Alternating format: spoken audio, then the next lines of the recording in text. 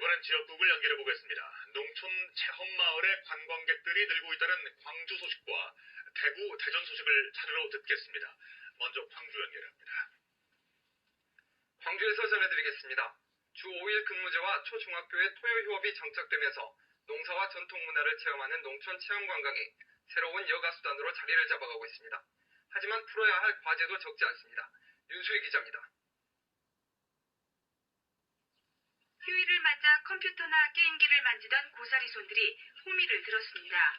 고추밭에서 풀을 뽑거나 돌을 골라내고 다자란 상추도 수확해봅니다. 이렇게 잡아. 봐봐, 이렇게. 흙은 빼지 말고 돌만 빼. 가족이랑 일을 하니까 신나고 힘도 안 들고. 이 주말 농장에는 주말이나 휴일이면 이처럼 10여 팀의 가족들이 찾아와 직접 농사를 체험하며 여가를 보내고 있습니다. 그런 체험을 함으로써 애들이 이런 음식 이렇게 채소 하나라도 되게 소중한 그런 거를 느끼게 해주고 싶고요. 문제는 농촌의 체험 관광을 이끌 젊은이와 다양한 프로그램이 부족하다는 것입니다. 노령화, 고령화가 되다 보니까 이것을 추진해야 할 사람들이 부족하다. 그게 아주 참 어려운 편이 있습니다. 종전 볼거리 위주의 관광이 근거리 자연체험 위주로 바뀌면서 농촌 관광은 해마다 10%씩 성장하고 있습니다. 농촌 마을이 도시민들이 여가를 즐기는 상생의 공간으로 자리 잡기 위해서는 프로그램 확충과 네트워크 확대를 위한 지원이 절실합니다. KBS 뉴스 윤수희. 전라남도가 집계한 올해 모내기 실적이 7만 9천여 헥타르로 지난해 같은 기간에 비해 65%에 그친 것으로 나타났습니다. 또 벼 재배 계획 면적도 18만 9,100여 헥타르로 지난해보다 963헥타르가 줄었고 전남의 보리 수확 실적도 전체 재배 면적의 10%인 것으로 나타났습니다. 전남농업기술원은 뽕잎으로 차를 만드는 기술을 개발해 농가에 보급할 계획이라고 밝혔습니다. 5월 중하순쯤 채취한 뽕잎으로 수분 말리기와 열풍 건조 등의 작업을 거쳐 만들어진 차는 혈당 강화와 혈압 억제 등의 효과가 있어 농가 소득에 도움이 될 전망입니다. 광주였습니다. 이어서 대구입니다. 대구 경북 지역의 보훈 대상자 가운데 절반이 65세 이상의 고령자입니다. 이런 고령의 보훈 대상자들을 직접 방문해 돌보는 보훈 도우미 제도가 지난해부터 시작돼 큰 호응을 얻고 있습니다. 이재규 기자의 보도입니다. 한국전쟁 참전용사인 남편과 2년 전에 사별한 이성주 할머니에게는 일주일에 한 번씩 반가운 손님이 찾아옵니다.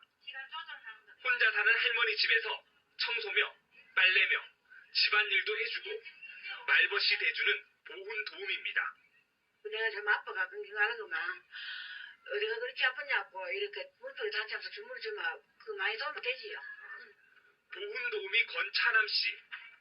아버지가 보훈 대상자인 권 씨는 도우미 활동을 통해 남다른 보람을 느낍니다. 난 엄마 생각하면서도 할머니 생각나고 더 잘해드리고 싶고 그 가신 어르신 생각하면 아버지 생각 너무 나요. 눈물 나요. 정말 눈물 나요. 대구 경북 지역의 보훈 도우미는 현재 45명. 이 가운데 절반이 보훈 대상자의 아픔을 이해하는 보훈 가족들입니다. 대구 경북 지역 9만여 명의 보훈 대상자 중 절반 이상이 65세 이상 고령자입니다. 고령의 보훈 대상자를 위한 시설이 거의 없다 보니 이들이 의지할 수 있는 곳은 사실상 보훈 도우미밖에 없습니다.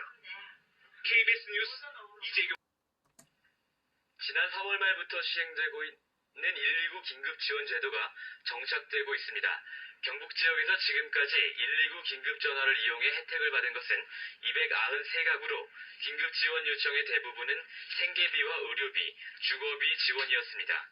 119 긴급지원은 주소득자의 사망이나 가출 등으로 갑자기 경제적, 사회적 어려움에 처한 사람들을 도와주는 제도로 지난 3월 24일부터 시행. 대구 지역 유치원에 할머니 자원봉사자가 배치됩니다. 대구광역시 교육청은 유아 중고령 여성 협력망 사업으로 육아 경험이 풍부한 5, 60대 여성 자원봉사자 35명을 이달 20일부터 종일제 유치원에 배치할 계획입니다. 자원봉사자들은 책 읽어주기, 급식 지도, 운동회나 현장학습 지도 등 유치원생들의 교육활동을 지원하고 활동비로 월 30만 원을 받게 됩니다. 네, 대전입니다. KBS 대전방송총국이 디지털 방송 중계 시설을 늘림에 따라 대전과 천안, 아산에 이어 이제 충남 서해안 지역 시청자들도 고품질의 디지털 방송을 시청할 수 있게 됐습니다. 조용호 기자의 보도입니다. 선명하고 깨끗한 디지털 TV 화면입니다. 대전과 천안, 아산에 이어 이달부터 충남 서해안 지역에서도 KBS 제1TV, JTV, 교육방송 TV에 대한 디지털 방송 송출이 시작됐습니다. 디지털 방송 시청이 가능해진 지역은 서산과 당진, 예산, 대안, 홍성 지역입니다.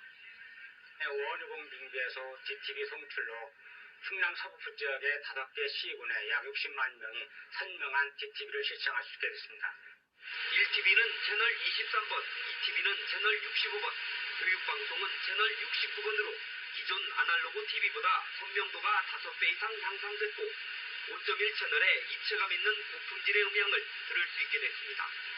이 같은 디지털 TV 시설 구축을 위해 KBS 대전방송총국은 지난 2003년부터 모두 76억 원의 사업비를 들였습니다.